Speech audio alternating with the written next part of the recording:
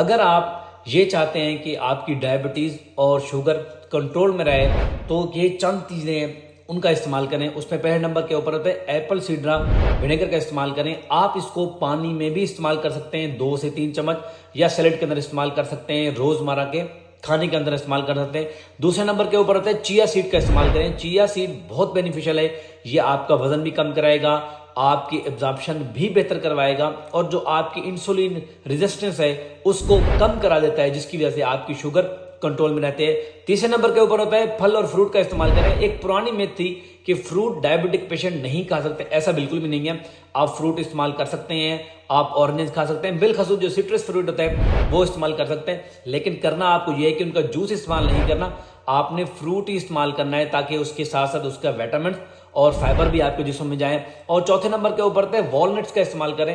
Walnuts as a snack आपके लिए बेहतरीन है। जो डायबिटिक पेशेंट है ये आपको फुलनेस की फीलिंग देते हैं। उसके साथ साथ इनके अंदर ओमेगा 3 फैटी एसिड होते हैं जो आपके लिए बहुत ज्यादा बेनिफिशियल है। और पांचवें नंबर के ऊपर होता है अंडों का और टर्मरिक का इस्तेमाल करें। टर्मरिक के अंदर एक कंपोनेंट मौजूद होता है जिसको कैरक्यूरम बोलते हैं, ये आपके लिए बहुत बेनिफिशियल है। ये आपके जिस्म में इंसुलिन रेजिस्टेंस को कम कराता है और आपकी शुगर रेगुलेट कराता है और आपके लिए बहुत ज्यादा बेनिफिशियल है। और अंडों और एग्स का इस्तेमाल करें, इनके अंदर ओमेगा 3 फैटी एसिड होते हैं, ये आपके वेट को भी बेहतर करते हैं और आपको फुलनेस की फील देते हैं। इसमें होता यह है कि आपका पेट सारा दिन भरा हुआ महसूस होता है और आप खाना कम खाते हैं और ये आपके दिल के लिए भी बहुत अच्छे होते हैं।